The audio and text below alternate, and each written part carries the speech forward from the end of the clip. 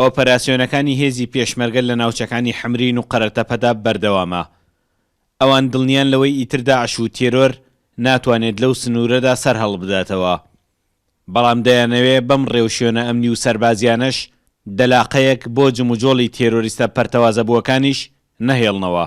نەک تیرۆریستانی داعش هەموو گروپە تیرۆریستەکانی ئەم ناوچەیەکە لەم ناوچەیە کاتی خۆی دروست بوونە ئێرە پەناگەیان بووە، خۆیان تا هەشارداوە ناوچە تۆزێ دوورە دەسە و لە ڕووی مەوانێشەوە ئەم هەردۆڵکە ئەوانە ئاو دڕ و شی و ئەوانە ئەکرێ مەسەرن هێزێک بتوانێت خۆی تێدا حەشار بدا و نەدۆزێتەوە، بەڵام ئەمە واکە بیان ترسێنی بڵێ ئێمە هەر کاتێ بمانوێت دێنە شوێنەکانتان هەم دڵنیایی خەڵکەوە هەم دڵنیاییەوە هێزەشەکە بەرەوەی دێت. ئێمە وەکو هێزی پێشمەرگەی کوردستان پەیامان ئەوەیە ئەم ناوچە ناوچەیەکی بەفراوانەکە ناوچەی بەیادی پێڵێن پێشتر مۆڵگەی داعش بووە، مۆڵگەیەکی زۆر بەقۆتی داعش بووە، بەڵام ئێمە وەکو هێزی پێشمەرگەی کوردستان دایمە چێماکردنی ئەم ناوچە ناکەین بۆ ئەوەی خەڵکەکەی بە ئارامی دانیشێت و بە ئارامی بۆ خۆیان بژین و بتوانن ئیشەکانی ڕۆژانەیان جێبەجێکەن و ئێمە جاریشتی ناڵینە ئێربێتەوە مۆڵگەی داعشەکان، لەبەرەوەی ئێمە بەردەوام لە چێماکردنی ئەم ناوچانەین.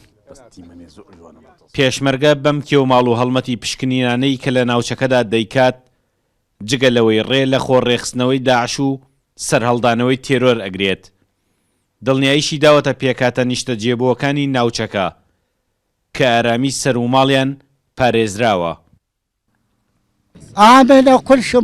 ناوچەکەمان ئارامە و کێشەیە منیمان نییە، زۆر دڵخۆشین کە بینین بەردەوام پێشمەرگە لە ناوچەکەیە، هەست بە دڵنیایی زۆرترەکەین، لەخوا بە زیاد بێت مامەڵەیەکی باشیشمان لەگەڵەکەن و جیاوازی نێوان پێکاتەکان ناکەن. کورسات نیوز کە هاوشانی پێشمەرگەیە لەو ئۆپەراسیۆنانەدا، ئەوەشی زانیوە کە داعشە پەرتەوازەبووەکانی ناوچەکە مەرامی ئەوەیان هەبووە دەشتایە سەختەکانی سنوورەکە بکەنەوە بە حەشارگە، بەڵام پێشمەرگە ڕێیان پێنادات.